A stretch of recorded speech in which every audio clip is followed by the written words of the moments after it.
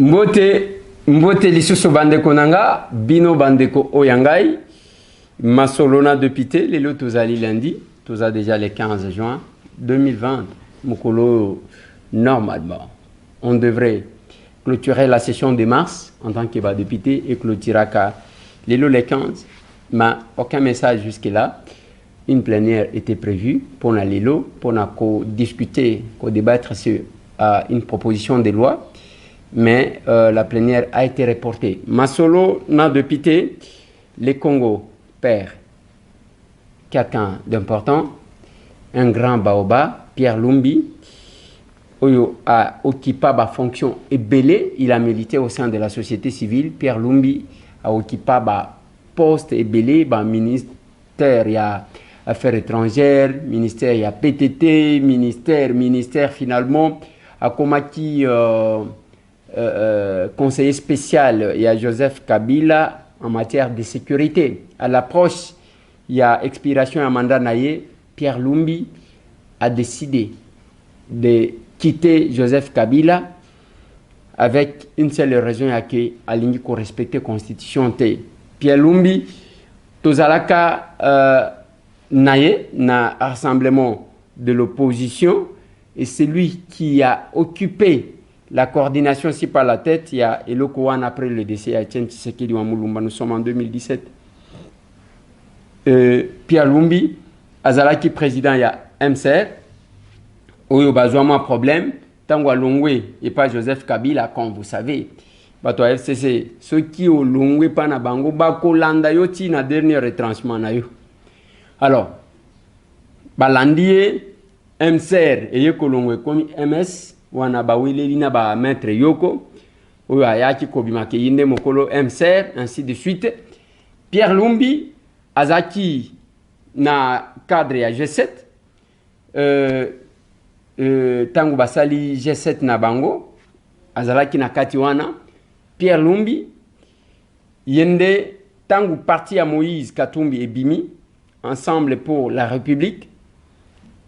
Batumi Balekaka jusque l'année Bazalaki reconnu comme cadre. Moïse Katumbi Tchapwe comme président du parti. Pierre Lumbi comme secrétaire général. Le reste des postes jusque-là, ils en ont vacants. Il est parti. Il nous a quittés. Je me rappelle un jour, il y avait une manifestation dans le siège à Délice Sanga, nous sommes sur renseignement. Papa wana aloba maya misozo kitaye. Alobi bana nangai. Nyoso toko sala bo kanisa teke nazali koluka poste age nangai oyo na koluka lisusu poste te na koluka nde bino botika la malam. Je n'ai jamais oublié ça. Alobi na koluka poste te na koluka nde bino botika la malam, bino bo vivre malam ba poste na sina okipa ba poste belé. À cet âge nazo luka lisusu poste te. Eh bien, cette sagesse-là, il nous a quittés. Pierre Lumbi accueilli. C'est un vieux qui avait de l'estime et de la considération pour ceux qui militaient. Nabosolo, Oyo Bazalaki en toute sincérité. Il nous appréciait. Parce que même tant Wazalaka conseiller spécial, Atikala jamais koyoka, Bakomo Nabiso Yake, Nabuto Azalaka Kuna, Namoya Azalaka Boy. Ce vieux-là est parti. Voilà, là où je vous dis.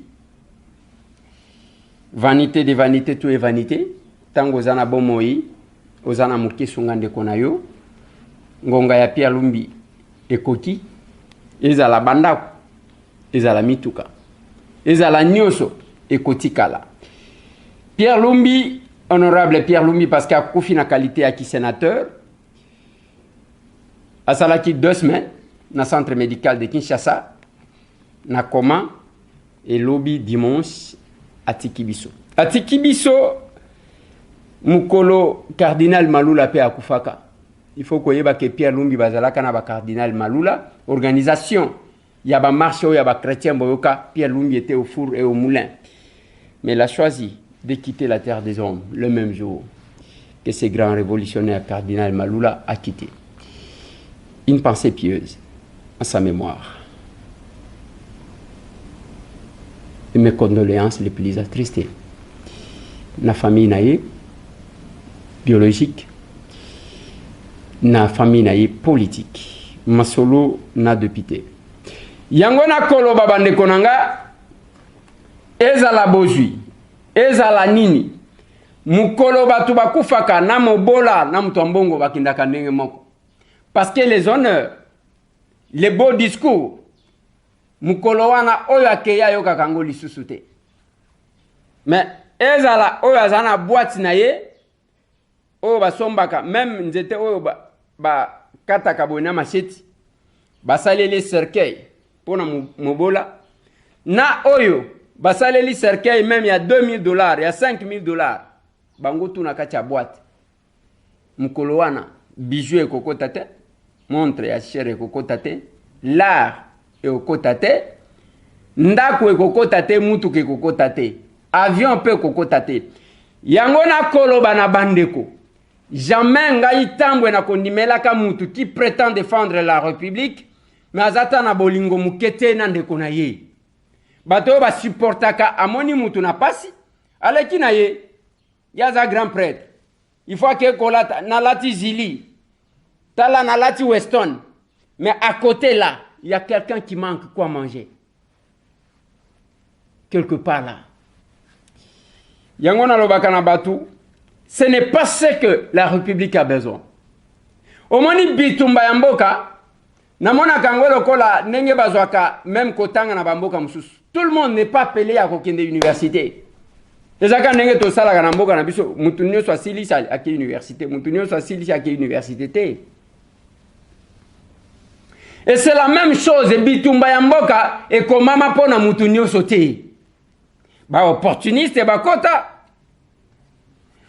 bato ba malanda ngulu balandaka mwa mouvement ba kota na bango po eloko nga na ebisaka bino eza une chose na kisasa awa mouvement ezalaki ya makasi ezalaki ya chronique ya ba musicien ba polémique ya ba musicien et la plupart des journalistes ba kota kape kaka na nzela wana bakenda pe na poto na nzela wana.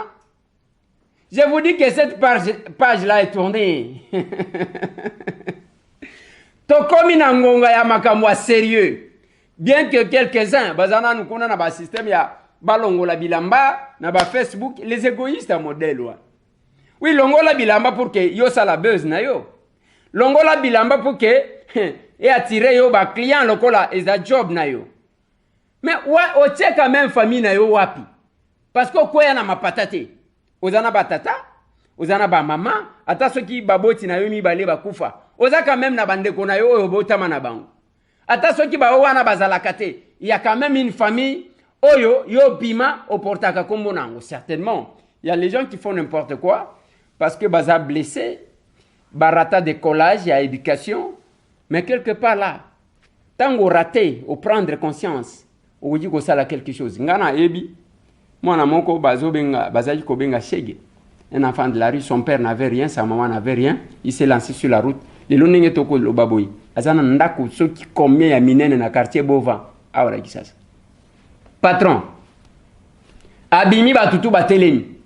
Policier kati. Boy. C'est la prise de conscience de salaka eloko. Oyipona nini na mboka na biso? Bato abana mbongo mingi soki papa na bango akufi batenaka te.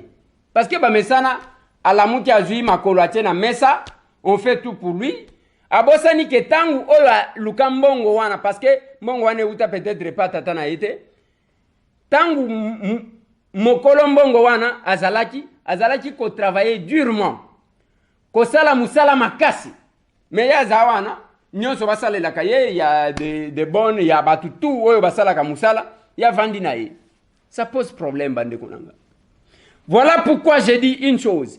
Nyonso toyana ngona mokili, tokotika ngona mokili. Bande konanga.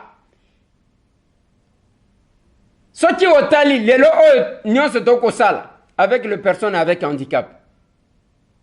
Batu bachaka bango kate, c'est comme ça que batu wana bakoma vraiment agressif. Bazomela badiamba bamususu bazomela bazododo okokuta ya lali na balabala. Abosana tako bosana. Parce qu'ils se considèrent comme rejetés de la société. Et nous nous sommes dit, on doit les approcher. Naba caprice na bango tout. nalobaki na bino tango ozomona mama wana oyo autayi Kisangani azotunanga pesanga transport pesanga boyeboye. C'est comme si nazana dépôt moko boya mbongo mais okosala ndenge nini tokosunga. Est-ce que tokosunga bango éternellement te nalobi tokosunga bango éternellement te parce que tozana makoti wana te mais toi simena no intérim même alors muke kaka ozana ngo kosunga mutu pesa mutu sourire banda babota yo égoïste kaka yo moko sekaka sala peke mutu mususu asekati nyonso tokotika. Voilà mutu moko alobi atiki actualité ake pona nini tangu nalobelaka pona bo assister batu muteme salaka yo passe pona nini. Tout ce que nous pouvons dire, que ce soit l'actualité, que ce soit l'insécurité à Djougou, que ce soit makamunion sur Yabato Babomaki 6 na Beni, c'est ce que vous attendez. Mais kuna ya eu de déplacer. Mais bolingo yake osungata mutumoko, opesata mutumoko sourire. Ezate. Et qui font ça? Ezaka ba étrangers. D'autres Congolais égoïstes. Oba yoka kamutema pasi tangu tolobaka. Oba sala ka soki ba moni biso alobi. Wana sko linga lobanini. Na linga kayete. Ainsi de suite. Bongo nga lobi olinganga. Lingane ne kona yo mususu. Pesa ta mutu moko sourire. Tika égoïsme kaka yo sekaka.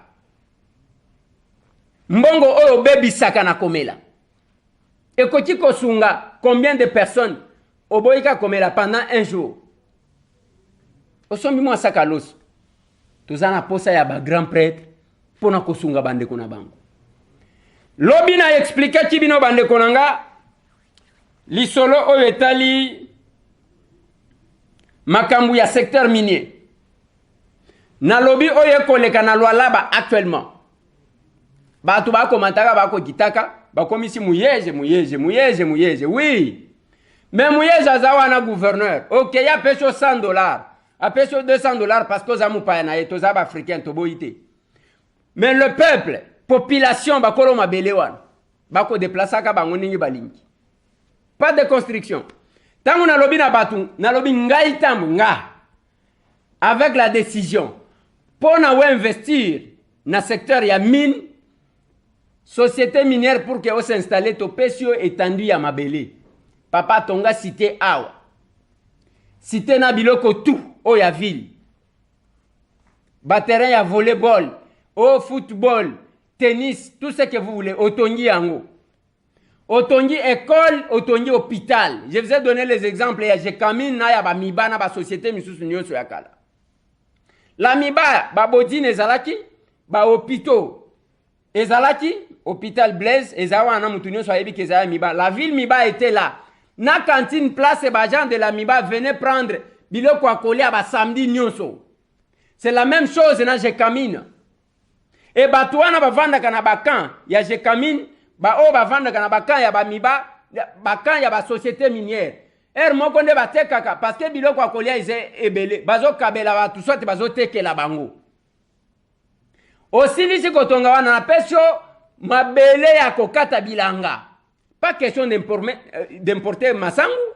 Tozana mabele o vient ngaloba terre arabe.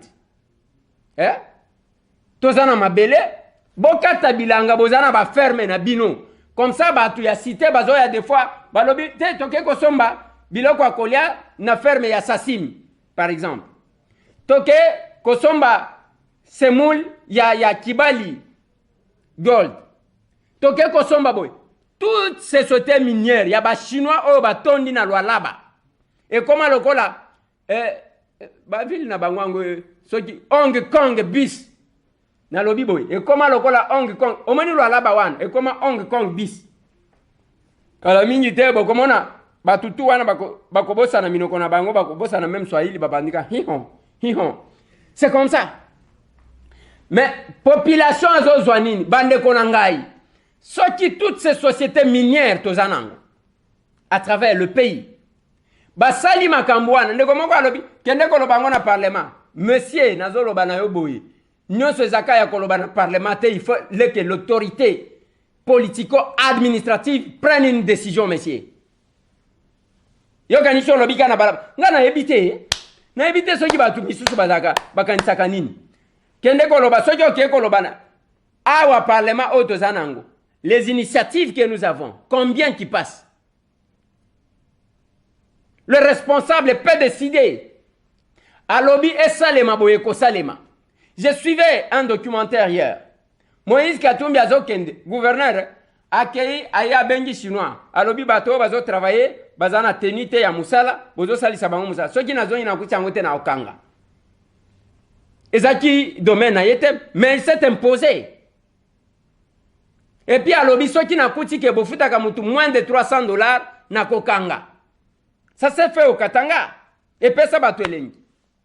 Mais mutu soki avandi ale Moïse atanga te. Moïse asala boite. Mais problème ezaya kotanga to kotanga te. Problème c'est eloko bomimboka oh ce sont des diplômes. Les diplômes n'est qu'une présomption de connaissances. C'est différent d'être intellectuel. J'ai mis au procès. Les diplômes, ce n'est qu'une présomption. Parce que l'intellectuel, ils ont un biloko misat. Il faut au sangi sang. Ils ont un diplôme na yo. Oui. Ils ont une expertise. Oui. Et puis il faut bâtir ça. C'est ce qu'on appelle l'éthique. Voilà. Donc, au commun intellectuel, ce n'est pas que, allez, j'ai étudié à l'université de Lisbonne. J'ai étudié avec, à l'université de Washington DC. J'ai étudié. Oye, awa, au commun mouyibi, loko la ba miyibi nyoso oyu. Après, au lobby n'a qui est intellectuel. Vanda na yote. Et loko boma bandundu zani, ni ba diplôme. Talab intellectuel na bandundu. Ba recteur ya ba université wana kisasa bazaka bato abandundu. Na lobby ba recteur na Kinshasa awa bazaka la majorité bato abandundu. Mais bokene na bandundu. Français kaka français. Voilà quand tu vois ba professeur tala ba professeur bandundu ezali awa. Tango nazolo ba bandundu nazozwa nyoso. Kuilu kwango mai ndombe. Nyoso tu wana nazo changu ensemble. Il faut que tu aies la baswana. Au point où on a Kisasa, et comment tu dis, boni ko swana lokola bato abandundu boy. Mbote na bande konanga tu bakola nanga na mwana jitu kuna, bakola nanga direct ya radio Ased Media. Bao bakola nanga na chofa en direct ya radio Soleil. Mbote bisika bozali, bino bande konanga bokola nanga na Riwara. En direct kuna bao bazana point noir. Mbote bisika bozwami. États-Unis mobimba. Nako pesa bino mbote. Europe mobimba. Bozwa mbote. Bao tout bako landa biso na ba pays nyonso oyo eza na kati Afrique. Mbote bisika bozwaki. Les gens qui réfléchissent. Oui, qui réfléchissent en lingala. Il faut qu'on réfléchisse en lingala. Voilà bande konanga. Tango ozo pesa, ngai na lobi boyi. Lelo ngai tango responsable. Oye o na lingi kosala une société minière. Ba minere na biso ekotonga mboka na biso vous n'avez pas l'idée. Parce que place bokotonga. Boko chanzela makadamiti.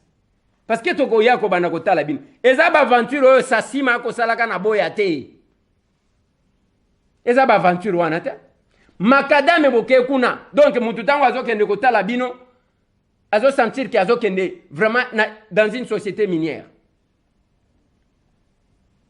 Et puis ba tongi botala na loi laba onga na kolo. Basala tu ba ke kuna soki ozo leka na nzela ozo uta Lubumbashi, tozo uta Likasi ozo ke kolozi. Okoyeba te ke eloko ezali. Mais kota na kati pona okota, okosala boy. Yango yoki bakangela ka ba agent ya deuxième kuna. Po ba ke ko découvrir. Ba ke ko découvrir. Royaume oyo batonga. Ongi Kong soki nini. Ezama kamwana bande konanga. Le nombre ya ba société minière. Ba bisika tozaleli. Biso ba congolais soki tozana conscience. Tokosala quelque chose. Congolais ya mbongo azate. La plupart ce sont des commissionnaires. Bande kona biso ngai da mona ke bazaka na mbongo bayeba koluka mbongo. Ezaba nandi. Bango wana bazokota na ba erreur. Bakeko lobara bange nekwelezera alobi boy. Balobi atoke kule. Alongo kuna parce que eza ndeko na biso batie na ministère ya industrie ndé muto azo salela biso passe. OK, azo salela bino passe. Merci hein, papa. L'essentiel est que monsieur Tambwe a parlé. Ah on a zo lo en tant que député parce que ceux qui na lingina lo en tant que député, je sais qu'est-ce que je vais faire. ana zolo bantanke mwana mkolo lupango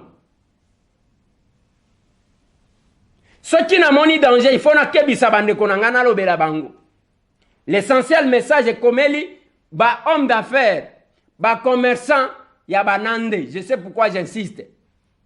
Biloko wana ba komemaka bino ke onde kona bino azosalela bino passe na FPI. Mukolo moko akolela.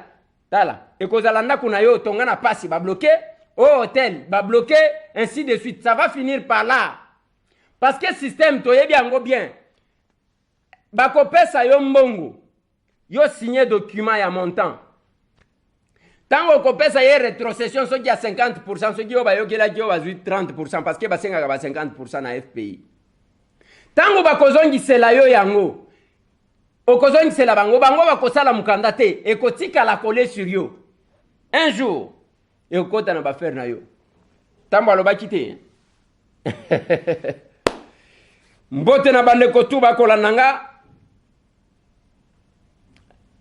Bande konangai o bazana mutema ya kosunga bandeko. Mbote na bandeko tu ya ministère ya secours o batinda ki lisungi na bango pona to sombela ba personne avec handicap ba éponge quelques personnes oui bandeko na biso mususu moi mus to ko sombela bango moi nini to ko somba bandeko bazana mitema ekozala malamu il faut topesa bango mbote. Na lingina beta lisolo na makambo ekoleka na Irengeti. Lobi bayambi plus de 200 ménages. Bandeko wana bauti wapi? C'est suite ya incursion ya ba ADF nenge babengi. O bakotaki na localité o babengi Mukondi. Ba bomi 6 personnes. Bandeko ne bake ko se déverser na Irengeti. Il faut te rappeler que semaine passée, na Owicha, 5 morts. Et aussi, mi coloniaux sont 4 jours les kate sans que babo mabato. Mais biso ba député, moko na biso a initié une pétition contre le ministre ya défense. Lokola ya zamuto ya FCC. Ndenge tozolo baboy ba vandeli yango pona bandeko bazo insista ke kende ko lobango na parlement bazo mona ke na parlement wana deko kochani bo pesa nga parole obandi ko loba magamboyo ngana ebité pétition oyo basalaki esalemaki ndenge moko na oyo basalaki a Jean-Marc Kabunde ke mangu bien que 3 de nos collègues balobi ke bango bazakuna te. Mais oyo siko ya ministre ya défense par rapport à l'insécurité ba bloqué yango. Yango ngana koloba na bande konanga. Tozela kaka l'état salate. Ce qui omoni place yo ko diko sala quelque chose, ko sala quelque chose. Je vais vous donner un exemple, j'ouvre cette grande parenthèse. Na ebisabino. Na province ya Lomami, na lobi Olomami te. Na lobi province ya Lomami, oyo zana chef lié nango Kabinda. Le gouverneur qui est là, aza ancien ya OVD. Tango ba kocha ndeko wana ke akoma gouverneur. Surtout ki aza mutu akala ya OVD, batu ba mona ki ke Kabinda e ko changer face nango. Ba raven nyonso elinge kata ba venir, ba balabala ya ko kende boy na boy. Le gouverneur va faire quelque chose parce que zana domaine na ye. Aza mutu aumela kuna. Mais aujourd'hui, plus d'un an après, Bokende na Kabinda. Ravin, tête d'érosion, ils ont mataboui. Moussous, ils ont mataboui. Comment chef liang ou zaboui? Tout le monde, ndakubazo mela kaka komela. Qu'est-ce que le gouverneur fait? Zéro. Wana bokolobani, na lignina kende ko remplacer gouverneur na Lomami. Naza jaloux. Parce que na loba kaka boye, pona mbongo na pesa ka montant na numéro ya mbongo. Na lobi bachaki yango ezalaki boye, balongola yango na banque. Ya central bake ko chango na Raw Bank na pesi na montant pona Équateur. Mbongo wana gestion na pesa bino même ndenge zalaki ko évoluer bien que j'avais utilisé les conditionnels pour attendre que le gouverneur aebisa biso ke makambo wana na lobina ba numéro na pesa ke za yango te. Et yate bakenda ko leka soki pa Flavien bake kuna Eliezer azolo banini ya za mwana mbandaka Est-ce que ah ouais, ça problème ya kozala mwana mbandaka to kozala mwana mbandaka te. Bana mbandaka ngo combien batongi mbandaka. Bana Équateur combien sous Mobutu bazwa ba fonction tala ebele. S'il y avait une province oyo kokaki kozala lokola Lola. Et kokaki kozala le grand Équateur. Et kokaki kozala grand Équateur. Basala nini eloko moko te. Ce qui balobi, est-ce que yaza mwana mbandaka problème ezala kozala mwana mbandaka te. Je suis député national. En dehors ya ki député national, ngana za mwana mkolo lupa. Voilà bande konangai comment les gens réfléchissent. Lelo tangu na koloba likamboyo, ba koloba nangake, alinya sala. Papa, omoninga na ambition ya kokende kokoma gouverneur ya Lomami. Nazana ngote. Omoninga na ambition ya kokende kokoma gouverneur ya Équateur. Nazana ngote. Omoningai kozala na ambition ya kokoma gouverneur ya Chwapa. Yangote. Tozolo ba parce tozomona oyo eko salema. Botika makambu ya koloba ke muto aloba lisusu te, je parlerai toujours. Ceux qui bokinga d'accord, ceux qui bokinga te etikaliwa. Un jour je vais vous rappeler que mukolo boyenga na lobaka bo. Lelo na province Salomami, gouverneur wana ancien ya OVD. Ata démarche mon côté zola kisake oyo tozo travailler na ye, auta na makambu ya kotonga ata banzela oyo yakobongisa ba infrastructure. Ezate. Ezate? Kabinda ngo chef lieu ya province. Epe sata modèle ya ke voilà mutu tozuye. Ba remblayer quand même ba balabala, ba fongoli ba balabala mususu. Oyo Kamanda, oyo ayaki ko remplacer. Asalaka qui n'a pas travaillé dans l'OVD. À son arrivée, Kamanda cherchait à ouvrir. Bien qu'ayaki pe ko bebis après. Il a essayé de faire quelque chose, on a senti.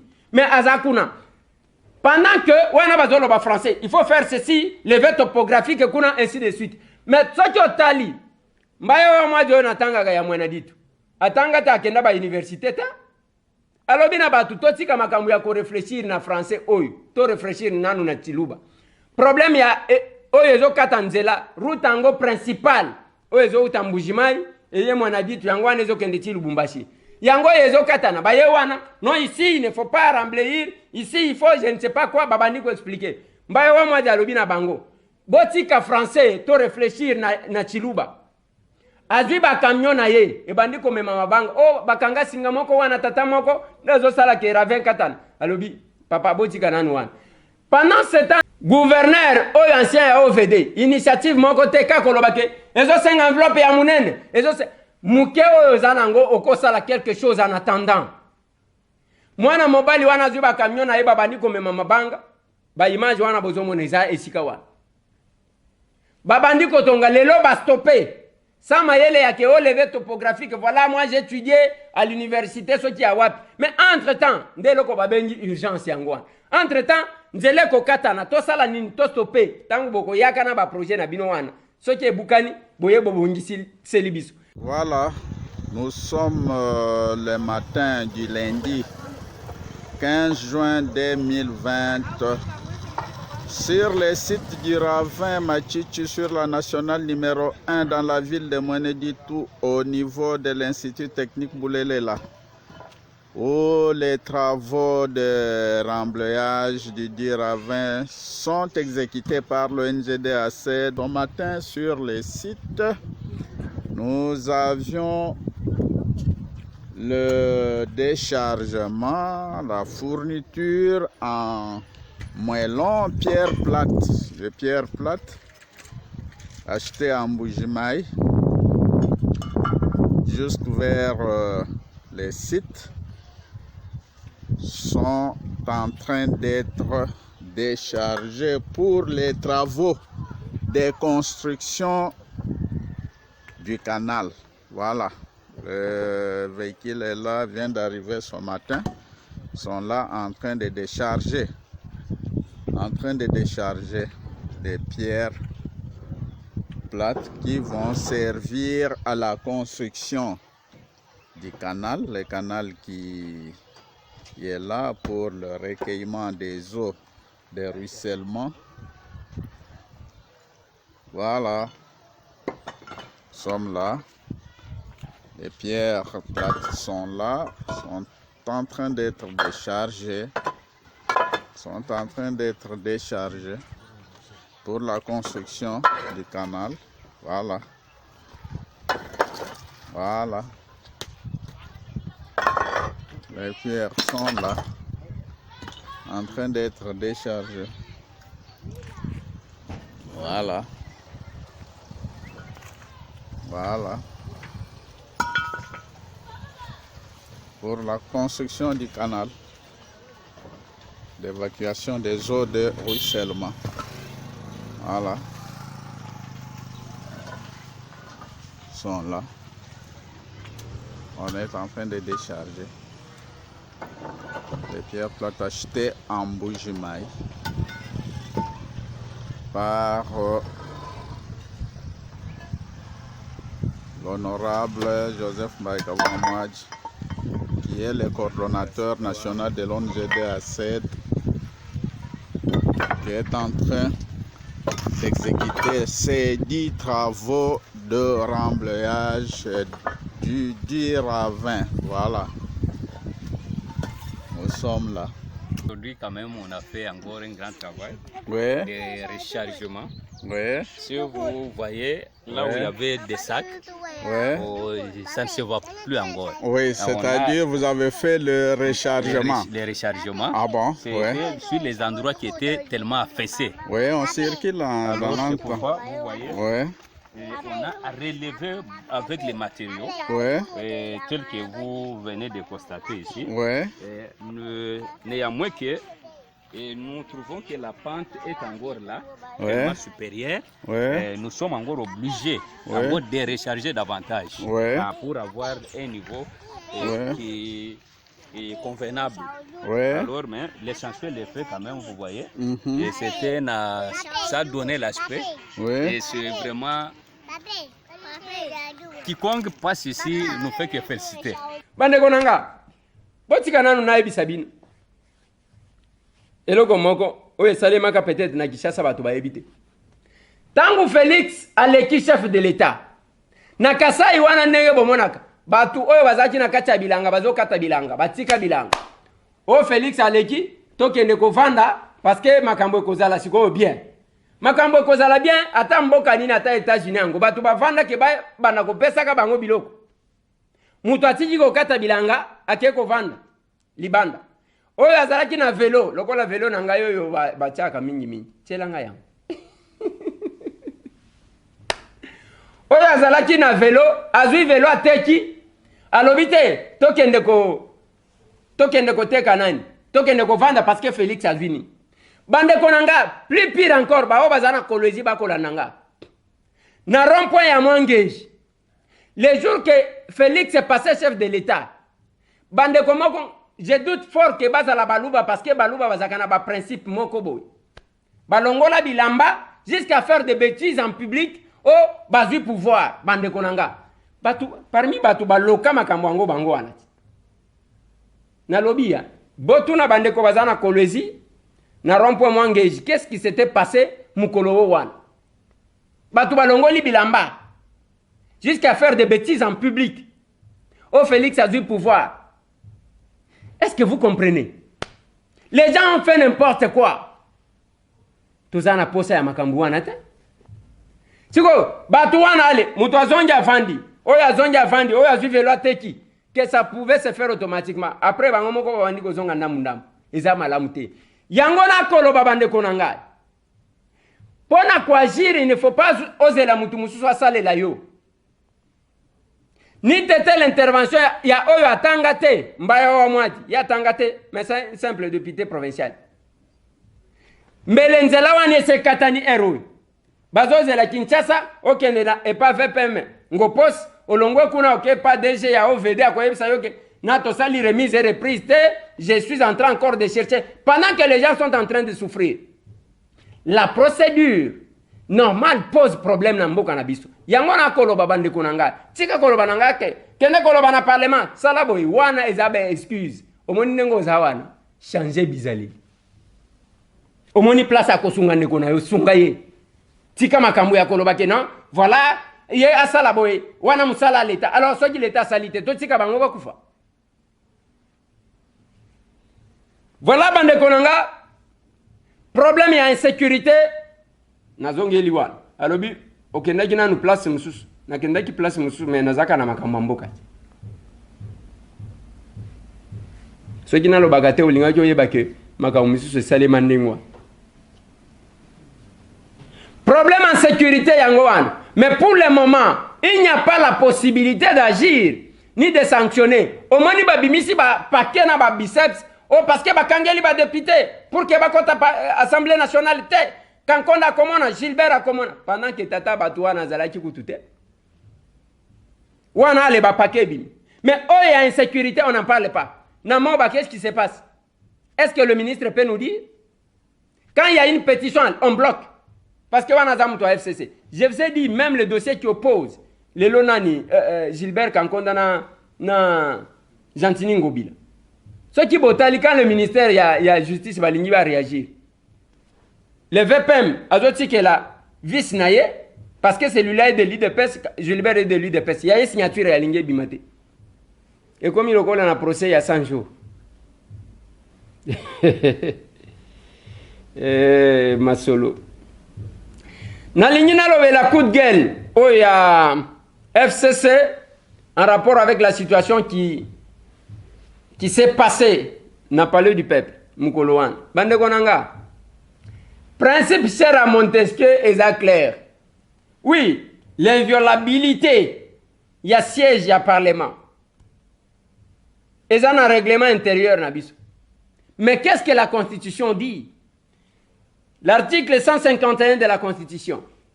Toko discuter, toko télémélaté, ba décision et la justice. Mais ça se répète, mon Dieu. Ça se répète.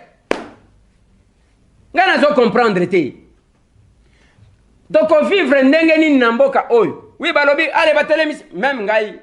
Bande ko bazolo. Non, de quoi les airs, on vous a humilié. On ne peut pas faire ça aux députés. Au moment quand je fais une lecture criminologique, on doit chercher à comprendre les pourquoi de la cause. Baye bakangeli biso. Pona nini bakangeli biso. Pona nini mikolo nyonso ba policier babate la kabiso bakangela kabiso te.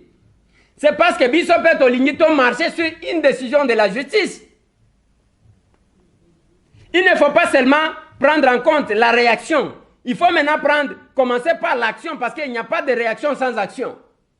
Il n'y a pas de réaction sans action. Il faut qu'il y ait une action pour que la réaction intervienne. Qui a agi et qui a réagi? Mbote na bande kotu o banalizaka ba makambu sans sentiment yango na loba na bino. Ozana posa ce qui est sérieux, abonnez-vous chez nous. Ozana posa ya buzz. Ya muto oyo alongoli bilamba oyo asali boye oyo amutakalize oyo kende sika mususu. Nous parlerons Congo et nous parlerons de l'amour du Congo. Alors que l'amour du Congo ne se manifeste que dans l'amour de l'autre. Yango na insistaka mutu même ceux qui a lobandenge nini ata ceux qui a matandenge nini ceux qui à travers ye mutu mususu asekate kaka ye mutu asekaka. Il n'est pas dans le combat. Azana vérité te. Azokosa bino. Azokosa. Naloba na bino ke ana Kinshasa na yeba ka batata mibale. Soki to sangisi bandaku na bango nyonso place bien. E kozwa 3/4 ya bandaku nyonso ya Kinshasa. Boti kanapé sana merci na papa Dodo Balu. Basilique. Un papa Dodo message comme ça.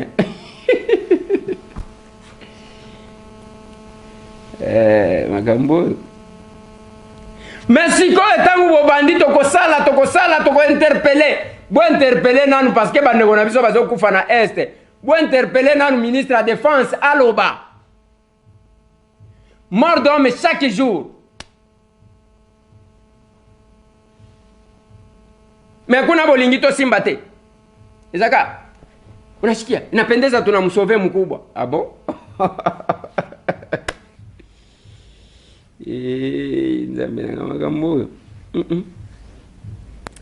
Nalingi nalobela makambo de confinement bandeko bazolo ba covid ezate batika bato basala misala na bango bandeko nanga soki nzamba zo batela nanu biso tomi batela pe covid ezali to ezate à travers le monde Covid des alitos ezate. Na Congo vous voulez dire que attends tout mon côté à sa Covid-19 parce que bande ko belé bazo se pencher na faiblesse pour ignorer totalement la maladie alors que tala ndenge ba congolais ba se comporta. Oh maladie ezate mais soki bakanyika ka mutu moko na Covid akia koti hôpital abimi ayena lupango okuta kadena tala munene bayera ko linga lisusu akota na lupango wana. Teo kota lisusu te ko memela biso Covid. Bino bolobi ezate. Siko bozo kangela batu pona nini? Oyo asa biki wana bazo kangela ye. Ils sont discriminés pour le moment. Yango moni batu bako bombaka. Nemba baladi. Discriminés. Nzamba saleli biso grâce kaka moko. Covid-19 ya poto ezali ya batu bazo kanzala te parce que biloko akolia ezali. Ya biso siko ya bien. Soki mutu lokola tolia kamalamu te, soki ezuyo ale, pesio nzala, obandi koluka biloko, 3 fois, il faut récupérer.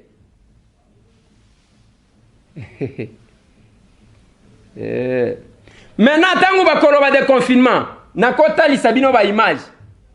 Ba kinoa bazali ko se comporter lokola Covid ezate. Ils doutent encore. Soki ezalaka ke basi ba s'adapter.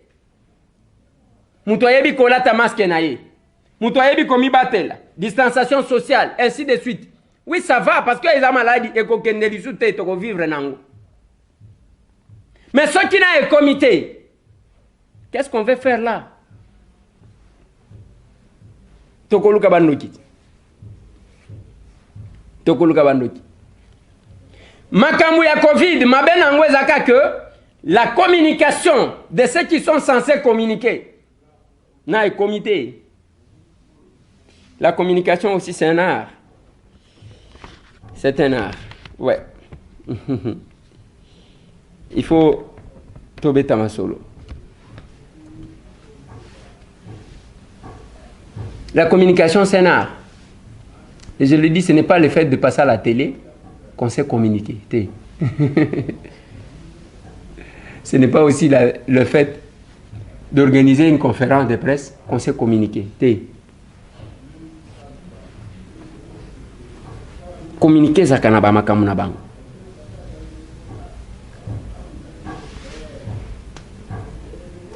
Yango bande konanga soki otali degré batu bako jouer la maladie wan batu bako douter existence nan parce qu'ils ont besoin de vendre.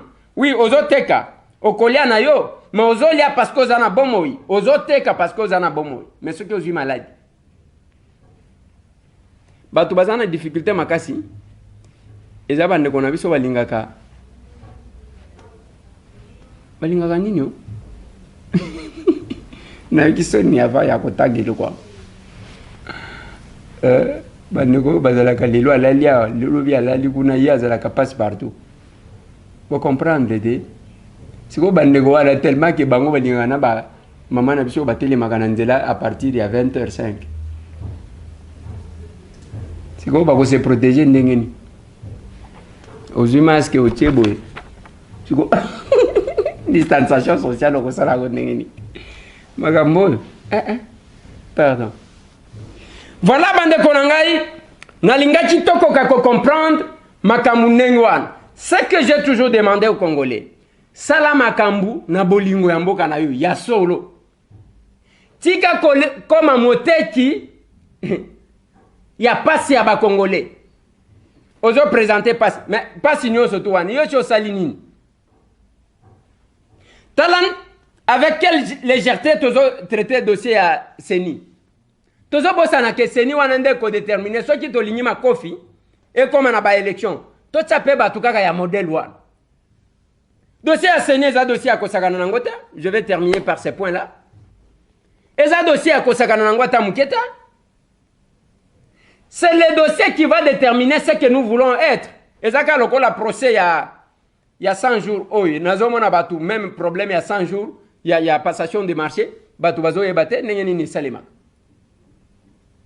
la CENI, on ne doit pas prendre n'importe qui. On ne doit pas prendre quelqu'un par complaisance. Il faut tous il y a que ceux qui vont à l'élection. D'abord, il faut être crédible. azala na personnalité yemoko azala mutu ya rigueur yemoko, quelqu'un qui ne va pas céder à la pression des politiques. Une personne qui sera réellement indépendante. Voilà ce que nous avons besoin.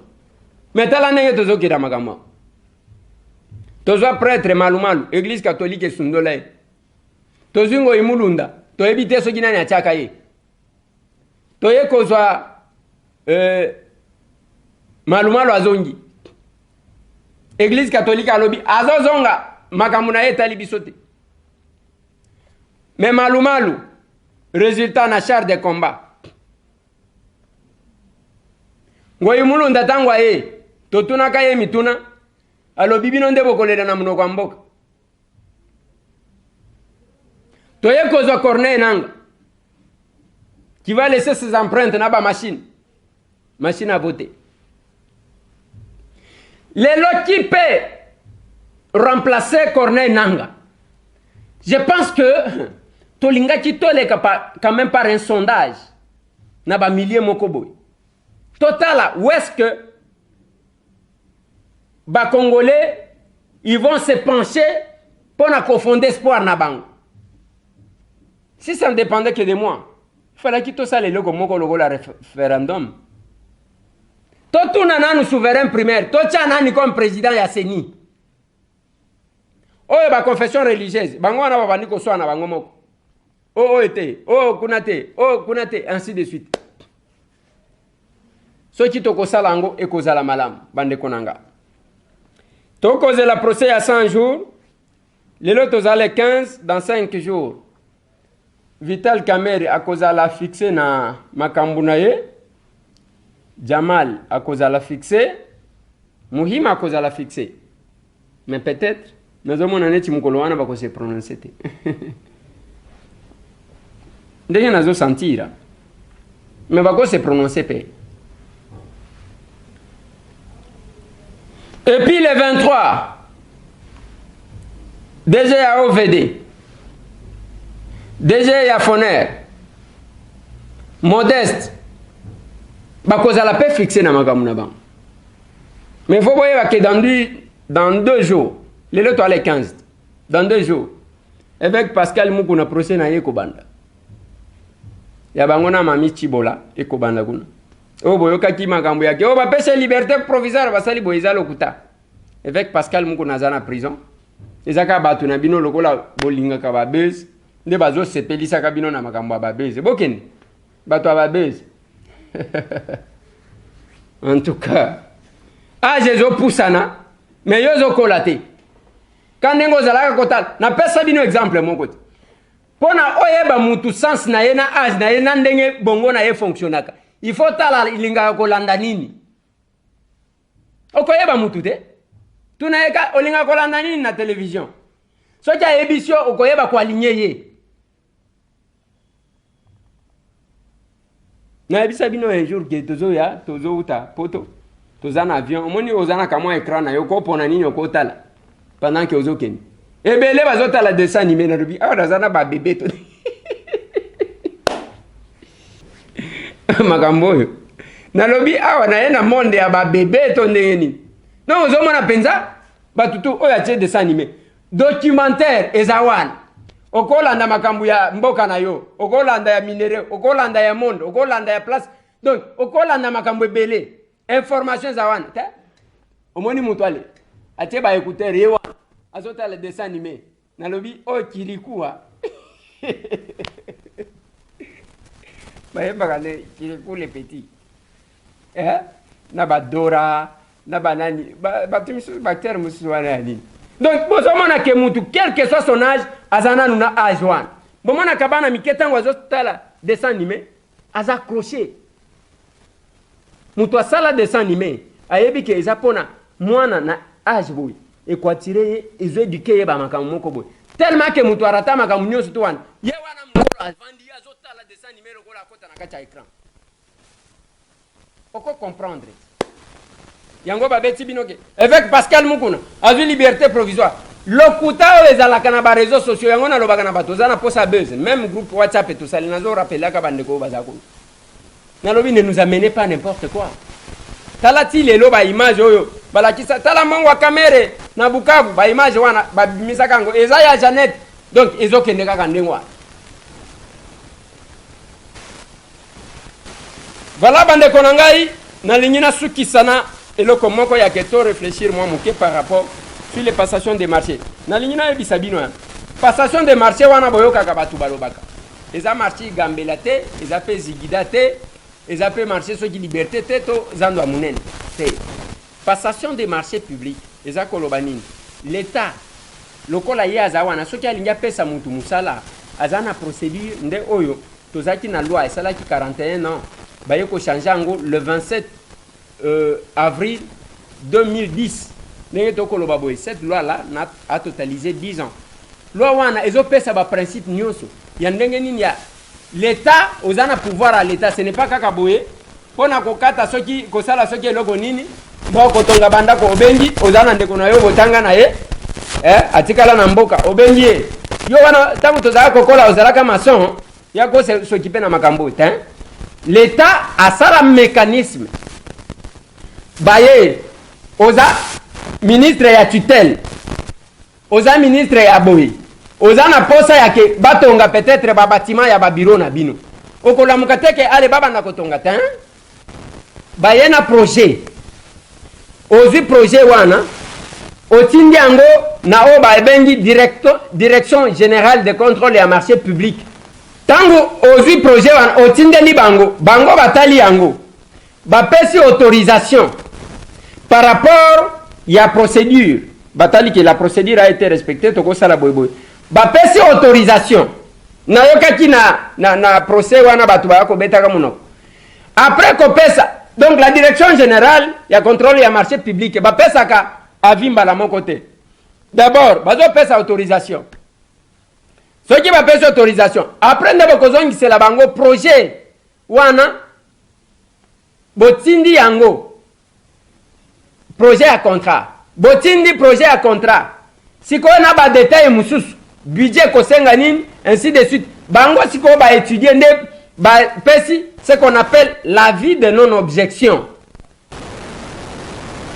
ba benyango en d'autres termes non avis de non objection ce qui va pesi ndeke et pas autorité approbatrice azoya ko approuver oyo direction générale ya contrôle ya marché public parce que bangonde ba technicien bangonde ba kotala bangonde ba yebi baza ba politique te ya azoya l'autorité vient approuver il faut boyeba que ba autorité approbatrice bazala kamisatu ezanani premier ministre qui est double brassard ya le kakana nyonso ezana ministre ya budget et puis ezana ministre ya tutelle par exemple eza ya enseignement supérieur soki eloko moko elingi salema par exemple na unikin bazoleka et pas ministre ya enseignement supérieur nde aza ministre de tutelle mais ce ministre là doit travailler pour les marchés nationaux soki eza na montant inférieur ya parce que le seuil nazana temps peut-être ya kopesa ba détail musuté seuil nde déterminaka marché que oyo eza marché national ou eza marché international. Parce que marché international, il n'y a que le premier ministre, nde azana qualité. Il y a quoi prouver, c'est ça l'autorité approbatrice. Pour le marché international, c'est lui. Alors, pour le marché national, il y a ministre, il y a budget, il y a ministre, il y a tutelle. Nde ba autorité approbatrice. Mais ce qui est le ministère de la budget, et ça, le marché, mon passation de marché, mais le marché national, ce n'est pas que le ministre à budget, il y a un ministre à tutelle, il y a quoi approuver. Le premier ministre intervient pour approuver le marché national. Alors, c'est déterminant que le marché est national et international. Quand vous regardez la loi, Balobi, marché de construction, et Kobandana montant boye, tina montant boye, des marchés nationaux. Ce qui est commis dans montant boye, est commis marché international. Donc, montant wana des aliko déterminé, marché ce qui est national, ce qui est international. Et là, on sait voir qui est l'autorité approbatrice. Nani autorité approbatrice, ezake, oyo akoti ko approuver. Oyo oya koki kondima ke makambo wana esalema oyo basi basali et pas direction générale ya contrôle ya marché public. Je pense que eza tout moi biloko ya mike mais qu'il faut comprendre. J'ai toujours dit merci na professeur Nanga Jean-Denis Kasses parce que avait akapona likambo wana et nayo kango bien et a expliqué kanga yango pe moi malam. Je n'ai jamais oublié tous mes professeurs chaque fois que je fais mes émissions. Alphonse Makingonkoutou qui me suit de la France, Raoul Kenge en ce qui concerne l'aspect juridique. Là je me rappelle, il y a professeur Moine qui venait de nous quitter. Prof Nanga Kitoko, Jacob Niemba, pas professeur Nanga Baza, Baza en vie. Donc on essaie de voir pour comprendre. Ndebo eba marché ça les maka. Okola mukate mbongo en état, yo pesi kope na master na weza la kate. Même biloko ya avena, l'avena c'est une modification à contrat. Pour modifier contrat, il faut se référer à la autorité. Na oya sala ki d'étude, na oya prouver. Ce n'est pas que oya signati oya te ezandengo anate. Yango na zoloba, le diplôme n'est qu'une présomption. Boye bakate ndenge salaka mutema pasi surtout quand un intellectuel, quelqu'un qui se dit que ya yebi azo sala makambu mabe. Yango bo sala cop na bino ya bandako ya ba carton. Bandako ya carton. Biloko ane ko ya kozika ba million ane kenang. Boko kaki kotonga ba ndako moko ya makasi génie civil bazawana, ba ingénieur ya IBTP bazawana. Bakotonga basali malamu te bino ale bopesi banani après bobimi ba commissionnaire bozimbongo boke kobina na baba nazo suki sawana bande konanga ipona ko ebisa bino que posa na biso na nyonso to koloba ezala ya sécurité ezala ya nini c'est l'homme qui est au centre soki omoni mutu na sens na ya combat na pesa ta mutu moko sourire te ezamwa passe.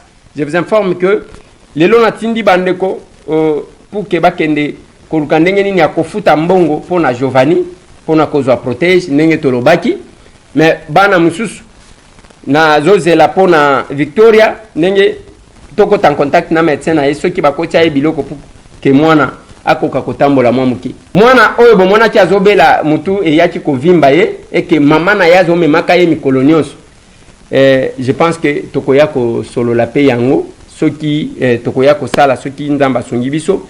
Bientôt là, on va terminer construction ya ba toilette na ba salle de bain pour na ba ndeko na biso bazakuna mais ba demande des belé ozana vélo ozana moins un likuta na yo tika ko vendre biso kana projet kaka na projet hein ozana moins muke tinda même pas na nzela mais sitambo okotinda na nzela ya un pasteur ba tondi na kisasa o onje okotinda na nzela ya onje moko okotinda même na kombo ya politicien mususu okotinda ba politicien ba kinois ebele pe ba alia okotinda na kombo ya mutu pourvu que na vie na yo ozala quand même compter que parmi bato ba sekisa bato yo pe osekisa ta mutu moko wana soki oyekango azandenge nini azokota ndenge un collaborateur na anga moko Shadrack ebele bebe azolo banangake bazolo banangake patron na yo wana siko azoluka nini azoluka mbongo na bitara tala bato c'est que bon mesana na ba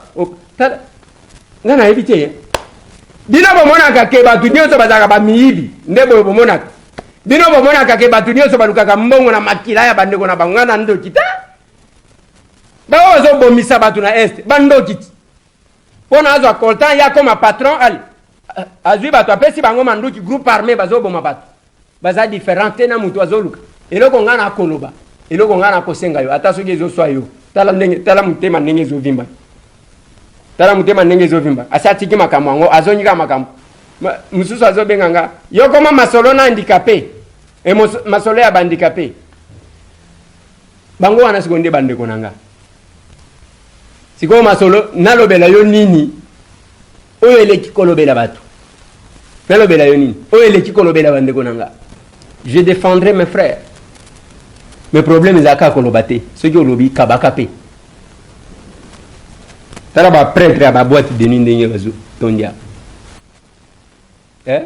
ba prêtre ya ba boîte de nuit nakutanaki na journaliste moko ntango tozosolola na ye alobi Yo na mona ka yo te hein. Tout le monde a pu bande comme ça bakena ba boîte de nuit babinaka ainsi de suite. Et d'ailleurs ba journaliste ebele bakena colonion. Na lobi ba journaliste ebele bakena colonion so wana. Yo kanisi bakena kosali. Ba pesa ka bango mbongo pour que bakena kozwa ka ba information. Oye ba ka place mbongo ngwe uta. Journaliste azana mbongo ni. Nasu ki sawa. Mes condoléances encore une fois de plus na famille à Pierre Lumbi. Mes condoléances na Moïse Katumbi Chapwe pour la perte. Il y a vraiment zalaki loko la bras droit naï.